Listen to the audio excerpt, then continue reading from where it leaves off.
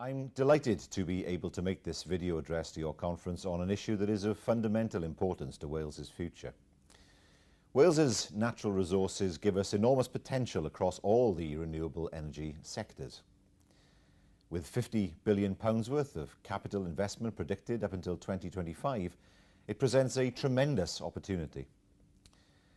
The creation of a low-carbon economy is identified as a priority within our programme for government, and this is why I've personally taken the responsibility for this issue. I'm pleased that your conference is focusing on the economic, environmental and community benefits of sustainable energy.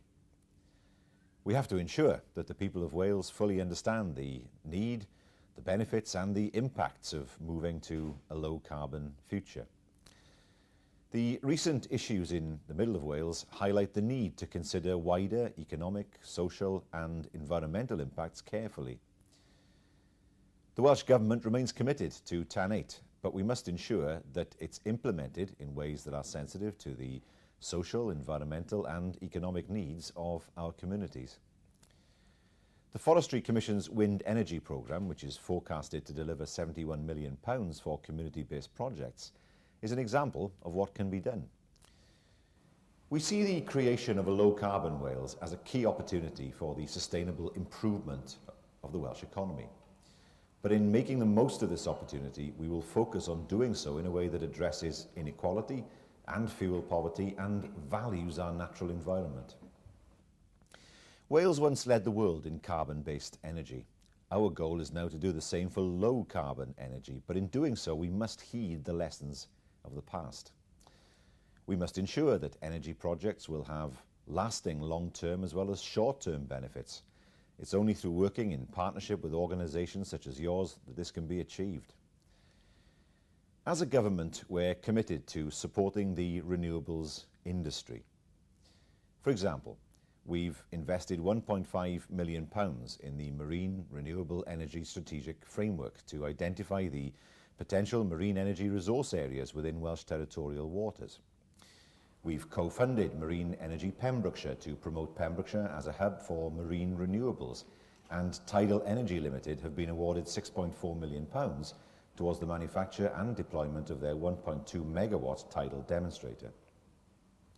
We've also invested £15 million in the Low Carbon Research Institute to bring together the world-class research within our universities. We're committed to investing heavily in domestic energy efficiency, community-scale renewables and alleviating fuel poverty, with the prospect of attracting further significant investment into Wales through the new Wales Strategic Energy Performance Investment Programme, ARBED. The Welsh Government provided £30 million of capital investment in ARBED Phase 1, which leveraged in a further £31 million investment from social housing providers and energy companies. £45 million of Welsh Government and EU funding will be invested in ARBED Phase 2 over the next 3 years. Again, there should be significant additional leveraged investment. In addition, we're committed to doing all that we can to improve the planning and consenting processes to ensure that it's as effective and efficient as possible. Recent developments in the industry demonstrate that for Wales, the transition to a low-carbon economy is not a future aspiration, but already is a significant part of the Welsh economy. The construction of the €2 billion Gwynter Moor offshore wind farm, one of the largest in Europe, where the Port of Mostyn will be the long-term operations and maintenance base, is a recent example that highlights this. The investment is worth more than £50 million over the lifetime of Gwynter Moor.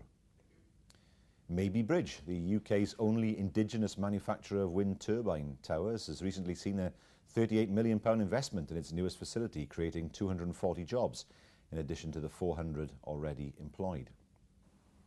Overall, Wales has over 40,000 people employed in the energy and environmental sector, contributing more than £3.2 billion to the economy.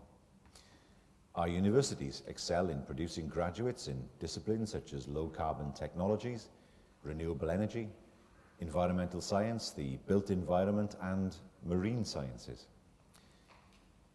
Climate change can only be tackled in a way which is socially as well as technically effective. These are not conflicting values, but are the essence of sustainable development, and they represent the best way to achieve the transformation in our economy and society that we all look for. This is an energy decade for Wales. The challenge is to ensure that this opportunity creates long-term benefits. As a government, we look forward to working with you to make our aspirations a reality.